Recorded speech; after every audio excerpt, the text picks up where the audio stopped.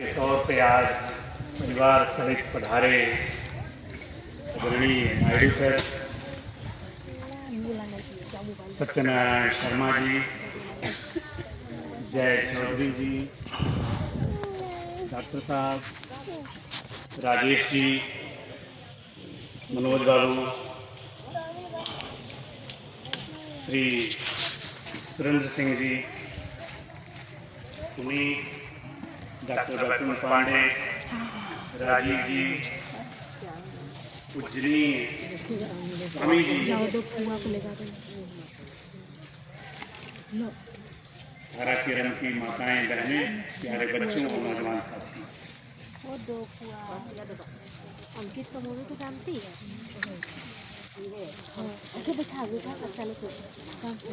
और हम सबके बीच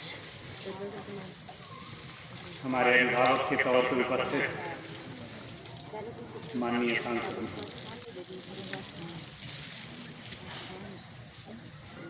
सर, सांसद महोदय ने सही कहा, ये 12वां उत्सव है और सर की 12वीं उपस्थिति है। एक भी बार ऐसा नहीं हुआ है कि हम लोग यहाँ रहे हैं और सांसद जी यहाँ ना आए। साथियों,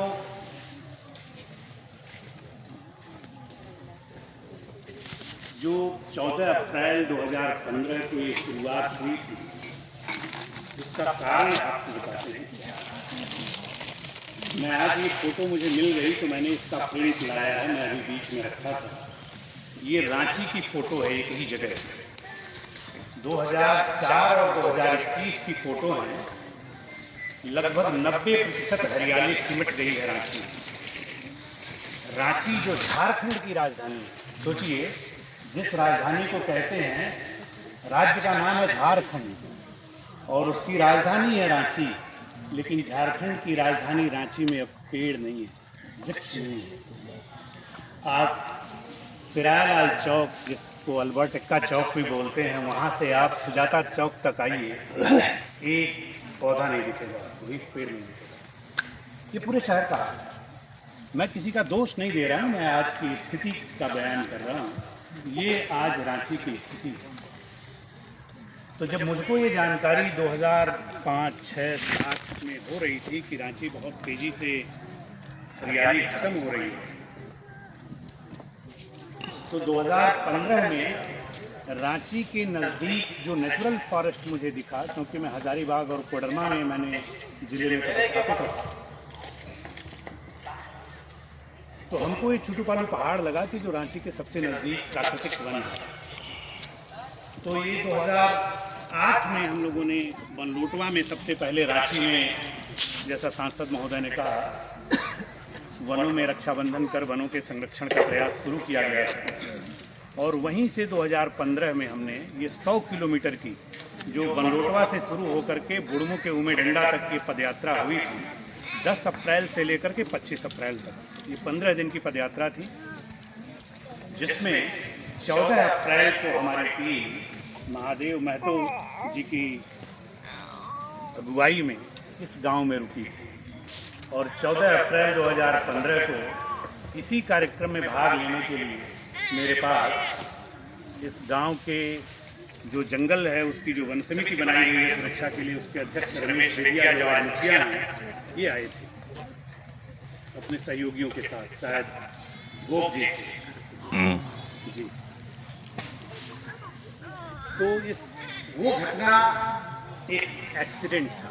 कोई बुलाता तो मैं आता, पिपरा बंडा में भी हुआ, लेकिन उन्होंने नहीं बुलाया तो नहीं आ पाया, क्योंकि मुझे तो गांव का नाम भी नहीं पता था कि किन गांव में रात रुकेंगे। जिन गांव में रात रुकती थी हमारी पदयात्रा, उस गांव में लोग चर्चा करते थे, दिन भर रात भर बात होती थी, और यदि ग्रामीण तैयार हो जाते थे तो वहाँ पे अगले दिन वृक्षों में, जैसे आज हम लोग बैठे हुए हैं, राखी बांधते थे, और फिर यहाँ से दोपहर बाद अगले गांव के लिए पदयात्रा प्रारंभ हो जाती थी।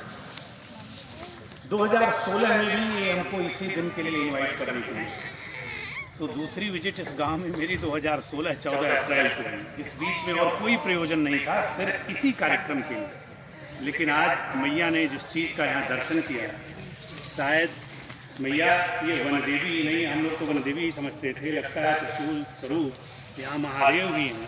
तो यहाँ भगवान शंकर और माता पार्वती दोनों का संगम है जो आज आपने देखा है। और संभवतः यही कारण रहा कि इस चीज़ की वजह से आज आराकेरम शायद एक दूसरी चीज़ का, जिसको हम कहते हैं रूरल ट्रांसफॉर्मेशन, उसका देश का एक केंद्र बन गया। बाद में जब मैं ग्रामीण विकास विभाग में गया तो इसके पहले मैं गांव में काम कर चुका था, मुझे सफलता मिल चुकी थी। लेकिन मुझे रांची के इर्द गिर्द जब काम करने की ज़रूरत महसूस हुई तब मैंने इस गांव को चुना। ये कारण क्योंकि इस गांव में मैं 2 बार आ चुका था, गांव के लोग मेरे पास 2 बार आ चुके थे मुझे बुलाने के लिए, तो मुझे लगा चलो वहीं चलते हैं। और मुझे अच्छी तरह याद है यहाँ जब पहली मीटिंग हुई थी तो मैंने कहा था, क्योंकि गांव वालों को लगता है ना वीडियो भी आ जाए तो साहब हमको कुआं दे दीजिए, बिल्डिंग दे दीजिए, ये दे दीजिए। तो उस समय तो मैं ग्रामीण विकास विभाग में था, तो इन्हीं का काम था, तो इनको ये ना लगे कि ये कोई काम मांगना है इनसे। तो उसकी शर्त ये थी कि जब हम आपके पास आके बैठेंगे तो आप हमसे अपने किसी काम की मांग नहीं करेंगे। आइए मिल करके एक नए तरीके से देखते हैं कि गांव का विकास हो सकता है कि नहीं, क्योंकि सच्चाई ऐसा है कि आज देश अब तो 78 साल हो गया है आज़ादी के। 78 साल बाद भी सरकारी प्रयास ने एक भी गांव गरीबी से बाहर नहीं, एक भी गांव, झारखंड के 32,615 गांव की बात नहीं कर रहा, कोई भी गांव, ध्यान दीजिए, आदर्श गांव आदर्श इंफ्रास्ट्रक्चर से नहीं होता। जब लोग आदर्श होते हैं तब गांव आदर्श होता है। अगर हमारे अंदर लालच हो, हमारे अंदर ईर्ष्या हो, हम नशा करें, दूसरे की टांग खींचे, तो हम कभी आदर्श नहीं हो सकते। हमारे घर 4 मंजिले हो सकते हैं, हमारी गलियां 30 फीट चौड़ी हो सकती है, पेवर ब्लॉक लगा हो सकता है, गांव में स्ट्रीट लाइट हो सकती है, गांव में सब कुछ अच्छा हो सकता है, 24 घंटे बिजली हो सकती है, लेकिन उस गांव को आप आदर्श नहीं कर। जिस दिन पैसे का प्रभाव खत्म होगा, इंफ्रास्ट्रक्चर भी खराब हो जाएंगे और व्यक्ति तो खराब है ही अगर उसके अंदर इतनी कमियां हैं। तो हमने एक चिंतन किया और उस चिंतन में आया कि लगभग 48 चीजें हैं जिनकी वजह से गांव गरीब हो गया, नशा, बड़ा परिवार, स्वच्छता की कमी वगैरह वगैरह। और इसमें से लगभग 75% चीजें ऐसी हैं जिनका निदान सिर्फ गांव वालों के पास, कोई इंजीनियर साहब, कोई डॉक्टर साहब, कोई बीडीओ साहब, कोई कलेक्टर साहब, कोई कमिश्नर साहब, कोई मंत्री जी, सांसद महोदय, कोई प्रधानमंत्री, मुख्यमंत्री, कोई आपका परिवार छोटा कर पाएगा, कोई आपके गांव में झाड़ू लगाएगा, कोई आपको नशा आपका छुड़ा देगा, नहीं करा सकता, कोई नहीं। तो जब ये जानकारी एहसास हुआ और हम लोगों ने उस तरह से काम किया कि जिससे अपना वश है वो काम कायम करें, तो नशा पे काम हुआ, स्वच्छता पे काम हुआ, जल संरक्षण पे काम हुआ। कोई सरकार जल संरक्षण नहीं कर सकती, जल संरक्षण ग्रामीण को करना है। वन विभाग जंगल नहीं बचा पा रहा है, अभी सांसद महोदय शिकायत कर रहे थे। तो आपके गांव की बारी में, आपके खेत के मेड़ पे, आपके गैर मजरूआ में, आपके खेत में कौन पेड़ लगाएगा? आपके गांव की सड़क पे। ये सरकार के बस का काम ही नहीं। अंग्रेजों की बनाई ये व्यवस्था दुर्भाग्य से आजादी के बाद जब हम प्रिंसली स्टेट में बटे हुए थे तो उसको पहले ये रखना जरूरी था। तो हमारे महामानव सरदार पटेल ने इस व्यवस्था को, इसको आप नौकरशाही बोलते हैं, अपना लिया। हम तो उन्हीं के प्रतिनिधि हैं। वो सेवा के लिए व्यवस्था नहीं बनी थी, वो शासन करने के लिए व्यवस्था बनी थी। और यही कारण है कि हम शासन तो कर पाते हैं, कहीं आग लग जाए तो हम दुनिया में जितना बढ़िया पेरिस में आग बुझती है, जितना बढ़िया न्यूयॉर्क में आग बुझती है, उतनी बढ़िया हम रांची में भी आग बुझाते हैं। जितनी बढ़िया पेरिस में दंगा होता है, जितना बढ़िया उस पर कंट्रोल करते हैं, स्वीडन में होता है, नॉर्वे में होता है, लंदन में होता है, न्यूयॉर्क में होता है, टेक्सास में होता है। वो सर बैठे हैं हमारे साथ, जिंदगी भर देखिए हैं, उससे बेहतर दंगा हम लोग रांची में कंट्रोल करते हैं। उनको पता ही नहीं होता है कैसे दंगा कंट्रोल करें, हम जानते हैं क्योंकि अंग्रेजों के समय से ये काम कर रहे हैं। लेकिन कहिए सेवा करने से तो मजा आता है। हमारे नाम के आगे लगा हुआ है IAS, IPS, IFS, जो यस लगा है, सर्विस सर्विस सर्विस, वो मिक्स नॉर्मल। हमको पता ही नहीं है, ट्रेनिंग में सिखाया जाता है न नौकरी करके सिखाया जाता है। वरना इसी जंगल हमारा ऐसा तो नहीं कि हम मैया हिमालय में रहती है, वहाँ बर्फ की चोटियाँ गर्मी में पिघलती है तो गंगा और यमुना में पानी है। हमारे यहाँ जो यहाँ से हमारा लंबा झरना डंबा निकलता है उसमें पानी कैसे रहेगा? यही पहाड़ के जो जंगल हैं ये उस पानी को सोखते हैं बारिश में और धीरे धीरे बेस फ्लो के तौर पर बारिश खत्म होती है तो उसको छोड़ते हैं। लेकिन जब जंगल काट लेंगे तो पानी रहेगा नाले में? नहीं रहेगा। तो जंगल काट लिया तो नदी में पानी नहीं, नदी में पानी नहीं तो सिंचाई नहीं, सिंचाई नहीं तो खेती नहीं, खेती नहीं तो भूख, पलायन और कुपोषण। लेकिन कुपोषण वाला विभाग अलग है, खेती वाला विभाग अलग है, सिंचाई वाला विभाग अलग है। कम वक्त सब एक साथ बैठ के गाँव के बारे में सोचते ही नहीं, इसलिए गाँव में आ गए। और हमको भी नहीं पता है, विश्वास करो ये किसी को नहीं पता इस देश में, मेरे कैबिनेट सेक्रेटरी सबको ये पता चला और उन्होंने स्वीकार किया कि हाँ सच्चाई है। वरना 78 साल में कोई एक काम तो हो गया होता जिसको हम बेहतर कर लिए होते। आप सोचते होंगे नहीं, ग्रामीण लोग हैं अंतिम पायदान पे बैठे, आपको लगता होगा कि बड़ा भ्रष्टाचार है इसकी वजह से है। अरे भाई इसी व्यवस्था में 1% सही, 0.5% सही अच्छे लोग हैं तो 6.5 लाख गाँव में से 6.5 गाँव तो हो गया होगा। गरीबियों एक भी नहीं, इसका मतलब क्या है? हमको आता ही नहीं है, हमको ये काम ही नहीं आता है। तो ये काम करने का एक प्रयोग था जो सिमरकुंडी से शुरू होकर के आरा और केरम में जाकर के पूर्ण होती है और 2019 में इसी प्रयोग के ऊपर संभवतः देश में पहली बार किसी व्यक्ति के व्यक्तिगत प्रयोग के ऊपर योजना तो हर साल बनाते हैं सरकार में, सरकार कहती है हर विभाग को नई योजना देते हैं। तो आनंद फान में कोई विलेज डेवलपमेंट प्रोग्राम ये वो फालतू करके कोई योजना लॉन्च कर देते हैं, लेकिन परिणाम धाक कितनी था। लेकिन जब इस गांव को लेकर के योजना राज्य सरकार ने सितंबर 2019 में लॉन्च की जिसका नाम है दीनदयाल ग्राम स्वावलंबन योजना और यूपी में चलती है, तो आज मेरे पास एक आरा केरम नहीं है, आज मेरे पास 87 आरा केरम और हम एक गांव या 2 गांव या एक ब्लॉक करके संतोष करने वाले नहीं है। हमने वो मॉडल निकालने की कोशिश की कि वो क्या तरीका हो जिससे हम अपने जीवन में भी बुढ़ाई तक नहीं कि 90 साल के हो गए कमर टूट गई तब ये कर रहे हैं, जीते जीते अगले 10 से 12 15 साल में हम कैसे हिंदुस्तान को दुनिया का सबसे शक्तिशाली देश, सबसे वैभवशाली देश दें।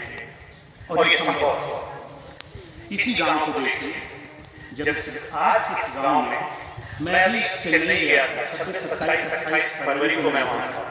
मैं वहाँ बड़े बड़े लोगों के बीच छोटी सी एक बात बताई, तो जब पूरी बात बता ली तो एक बहुत बड़ी इंजीनियर साहब साउथ के थे मेरे पास आए, कहे सर सब तो आपने ठीक बोला लेकिन आपने जो बोल दिया 100% पानी रोक लेते हैं वो ठीक नहीं,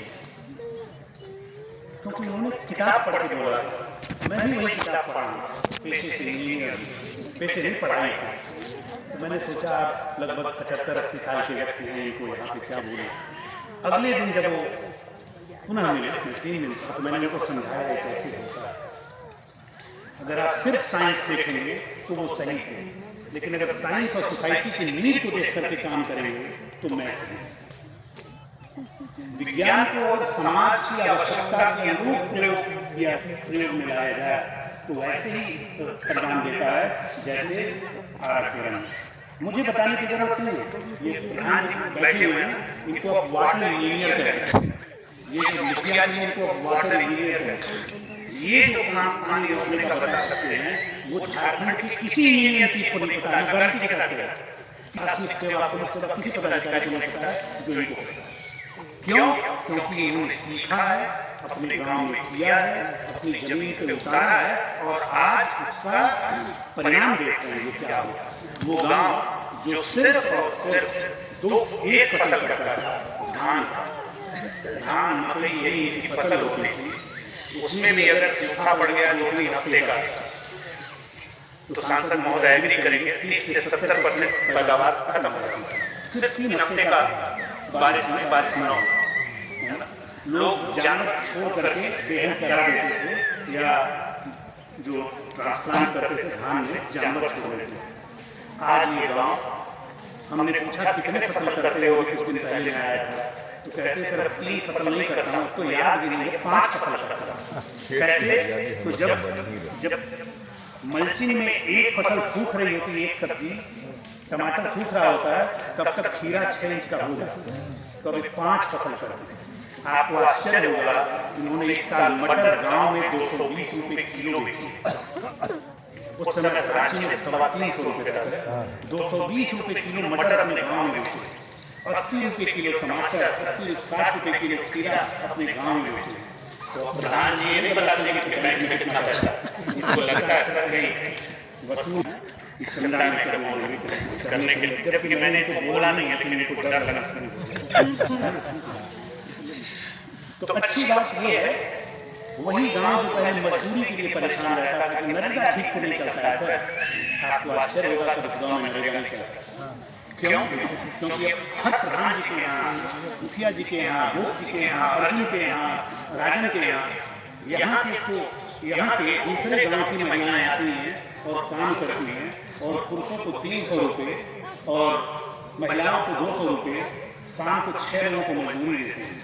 तो जो आदमी 15 रुपये मजदूरी देगा वो नरेगा चलाएगा। आप खुद सोचिए, नरेगा तो अपनी घर की आग चलाने के लिए, चूल्हा चलाने के लिए